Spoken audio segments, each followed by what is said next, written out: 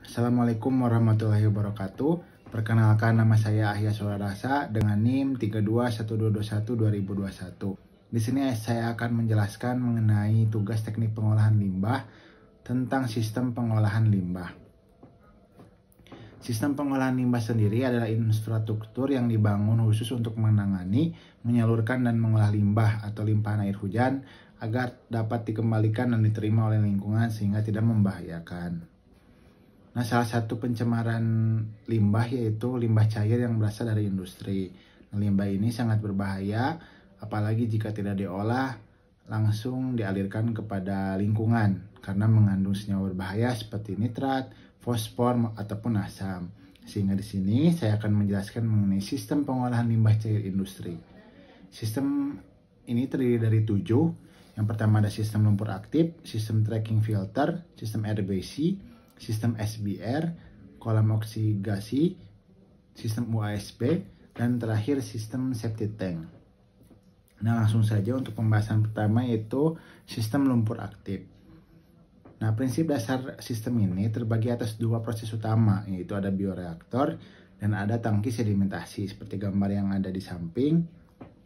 Nah, pada sistem ini limbah cair dan biomasa akan dicampur secara sempurna dalam reaktor dan diaerasi, di mana tujuan aerasi tersebut adalah sebagai sarana pengaduk dalam suspensi. Nah, kemudian dialirkan ke tangki sedimentasi sehingga nantinya air yang telah jernih akan dialirkan, kemudian biomasanya akan kembali lagi ke dalam bioreaktor seperti yang ada di gambar. Nah, tujuan pengolahan limbah cair ini untuk menyisihkan senyawa karbon, penyisihan senyawa nitrogen, fosfor, dan untuk stabilisasi lumpur secara aerobik simultan. Kemudian yang kedua yaitu sistem trickling filter. Nah, prinsip dasar dari sistem ini berpusat pada tumpukan media padat dengan kedalaman kurang lebih 2 meter dan pada umumnya berbentuk silinder. Pada sistem ini, limbah cair akan disebarkan ke permukaan dari media tersebut dengan distributor berputar agar air dapat mengalir menetes ke bawah melalui lapisan. Nah, bedanya untuk sistem ini ada blower yang dapat menyebarkan fluent dari sistem tersebut. Kemudian, limbah yang mengalir tersebut akan terabsorpsi oleh mikroorganisme yang tumbuh dan berkembang pada permukaannya. Adapun tujuan daripada sistem ini yaitu untuk mengoksidasi karbon dan nitrogen dalam limbah cair. Kemudian yang ketiga RBC, Rotating Biolocal Contactor. RBC ini merupakan sistem pengolahan limbah cair yang terdiri atas deretan cakram yang dipasang pada as secara horizontal dengan jarak masing-masing kurang lebih 4 cm. Sebagian dari cakram tersebut akan dimasukkan ke dalam limbah cair, kemudian sebagiannya lagi tidak, yang secara otomatis akan kontak dengan udara.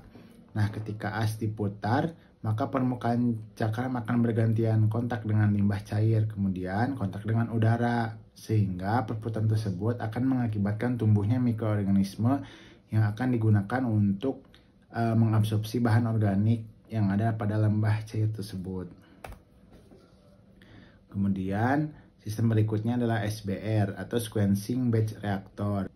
Jadi sistem ini akan dioperasikan secara batch ataupun curah. Jadi sistem SBR ini hampir sama dengan sistem lumpur aktif, tetapi bedanya apabila pada lumpur aktif ini proses aerasi dan sedimentasi berlangsung dalam 2 tangki. Nah, pada sistem SBR ini berlangsung pada tangki yang sama. Nah, adapun kegunaan dari sistem ini adalah dapat digunakan untuk mengeliminasi karbon, fosfor, dan nitrogen, serta untuk memisahkan biomasa. Kemudian ada sistem kolam. Prinsip dasar sistem kolam adalah dengan menyuplai oksigen dan melakukan pengadukan secara alami sehingga proses penembakan bahan organik berlangsung dalam waktu yang lama dan di area yang luas. Nah, pada sistem ini berbagai jenis mikroorganisme turut berperan aktif dalam proses penembakan. Kemudian ada sistem UASB atau Flow Anaerobic Sludge Blanket. Dari namanya saja yaitu anaerobik, maka pengolahan ini berbasis reaktor anaerobik yang banyak diterapkan di berbagai jenis perusahaan untuk mengolah jenis limbah cair, di mana bahan organik akan dikonversikan menjadi produk akhir berupa gas metan dan karbon dioksida.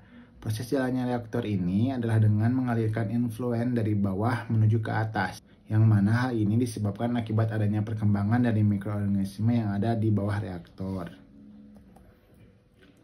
Untuk pengolahan sistem terakhir yaitu septic tank. Nah, sistem ini nih adalah pengolahan limbah cair yang sangat sederhana, yang mana dalam suatu sistem septic tank ini, proses penembakan limbah cair berlangsung dalam kondisi anaerobik, sama seperti metode sebelumnya yaitu UASB. Akan tetapi pada sistem septic tank ini harus dilengkapi dengan fasilitas khusus untuk peresapan efluennya. Nah, gambarnya seperti yang di samping. Di balik kemudahannya, septic tank ini memiliki kelemahan yaitu rawannya terjadi kontaminasi terhadap tanah. Sekian presentasi dari saya. Terima kasih atas perhatiannya. Wassalamualaikum warahmatullahi wabarakatuh.